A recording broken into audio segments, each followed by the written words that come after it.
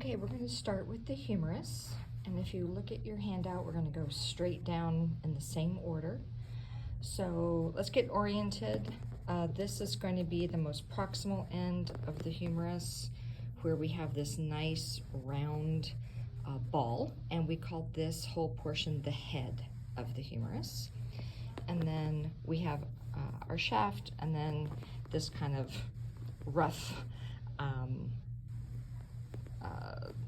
horizontal-ish kind of part is going to be your more distal portion. This helps make up your elbow joint. Okay, so let's go from the top. So we spotted the head, nice little bald head here. The neck is not as obvious on the humerus as it is on the femur, but if I was holding the humerus this way, wherever my fingers are, this is the anatomic neck of the humerus. And then we have the shaft. The shaft is this whole middle piece. Let's look up here. I'm going to go to this side.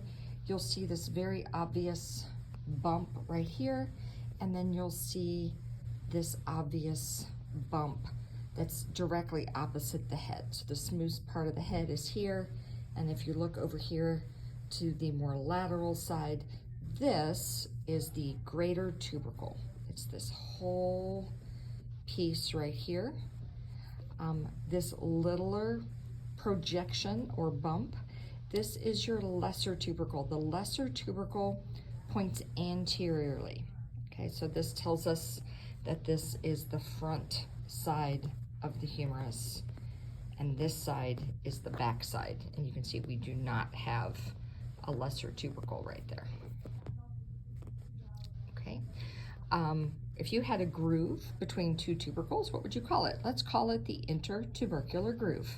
And it is this little groove right here between lesser and greater tubercle. Okay, let's come down to the bottom section here. And again, we've spotted our lesser tubercle right here, so we know we're on the front side. And on the front side, you have this little depression, about big enough to put your pinky finger in, and that is your coronoid with an N, coronoid fossa. Okay. Directly underneath the coronoid fossa is your trochlea. Now your trochlea, if we turn this sideways,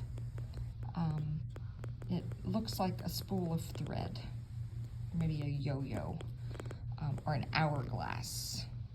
Okay. Right next to the trochlea is your capitulum. Now the capitulum, C-A-P, cap, means dome or head. So this is kind of rounded like a dome would be. Okay, capitulum, trochlea, coronoid fossa. Okay.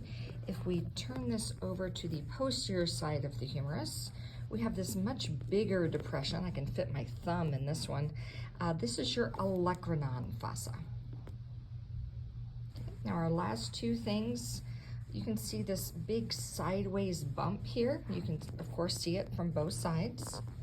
This sideways projection. This is your medial epicondyle. Epicondyles always point right and left, sideways or laterally. So this is your medial. Your medial is always going to be the big one. Believe it or not, this little bump right here is your lateral epicondyle. It's almost non-existent, but it is there. You can feel just that little tiny bump right there on the side. And that's your humerus.